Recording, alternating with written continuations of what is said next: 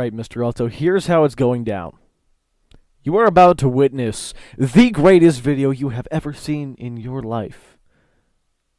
It will fill you with so much enjoyment. I am kidding. That's the only picture we're going to use with a watermark in this video. So please don't take off points. But you may be thinking, what's our reasoning behind using a video like this? I'm sure you've seen stuff like this before. It's on YouTube everywhere. They're little video essays with a pointless topic that just use stock images and text against a black background to reveal the author's thoughts or the video creator's thoughts. Now, the reason we chose this is because you asked us to go to a museum and see how art shapes religion, how religion shapes art, how we see religion through art. And so now we are asking you to see our perception of art through our own eyes. Because this type of video is familiar to us. This is what we grew up watching while avoiding homework. So we ask that you, just as you asked us to partake in the museum, partake in understanding our view of all of this. Now, one thing you might notice is that Frank did not voice his part. I promise you, it's fine. He actually did the work, I swear, and there is proof. Boom, an email.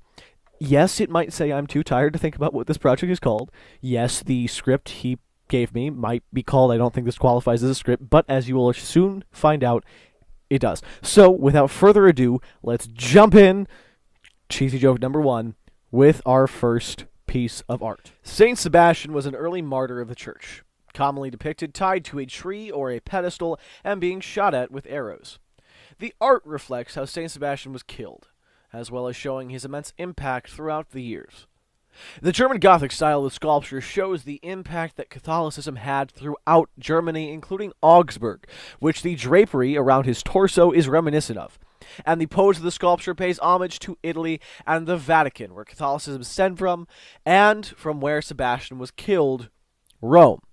Now, a sculpture like this can be used to display the sacrifices that were made not only by Jesus, but the entire community of early Christians who were being persecuted for their beliefs. Now, Google defines devotional. That's right, I'm using Google as a source. Google defines devotional as of or used in religious worship.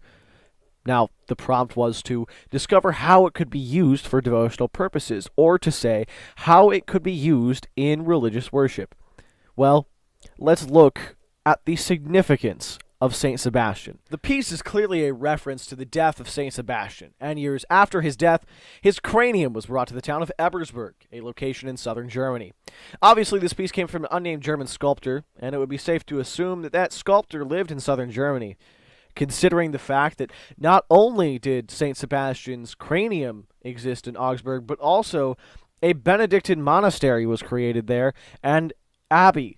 It is a pivotal point of southern German pilgrimage in the Catholic tradition.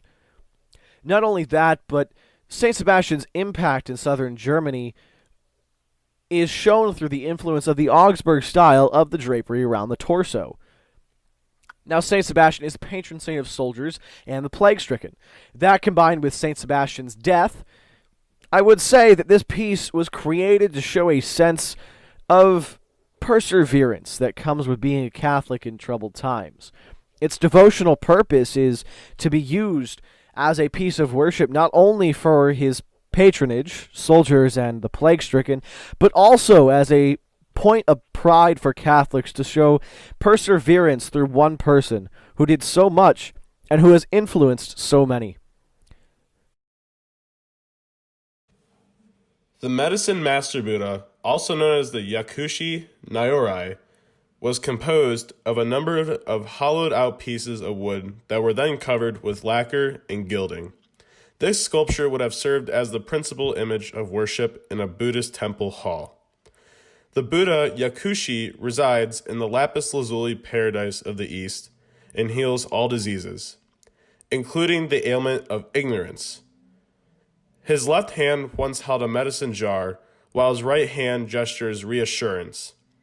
Seated on a lotus pedestal and backed by a mandorla and halo, the Buddha may have once been flanked by the bodhisattvas of the sun and moon, Nikko and Gakko, and protected by the 12 divine generals, or Junishinsho. This is a bronze statue of Yoga Narasimha, Vishnu in his man-lion avatar. It could be used as a murtis to visualize Brahman during worship. The statue is in a meditative pose and embodies yogic discipline. The intensity of his concentration is apparent on the expression on his face. And now on to Islam as written by Frank Newsom. In Islam, their idea of death is heaven and hell centered, heaven being paradise and hell being flames, as referred to in the passage along the outer border of the piece. The inner border describes how one should react to paradise, by not grieving over the loss of the family that they can no longer be with, but rather by being glad that they're in paradise. This piece is showcasing the Islamic belief of death, that death will happen to us all, and reminds us that mercy is bestowed upon us, and we bring that mercy into heaven.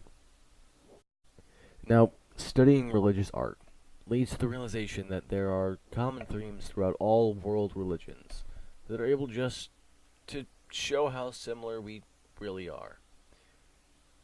Saint Sebastian was a martyr for the Christian faith. He endured hardships constantly. Master Buddha was a symbol of healing and rejuvenation.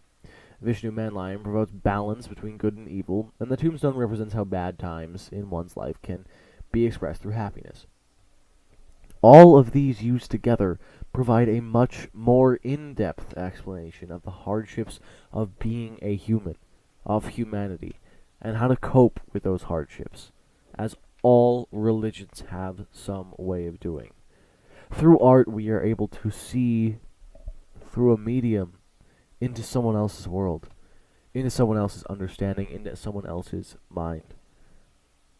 That's how dialogue is created. It's how it starts, it's how it continues, but it's not how it ends.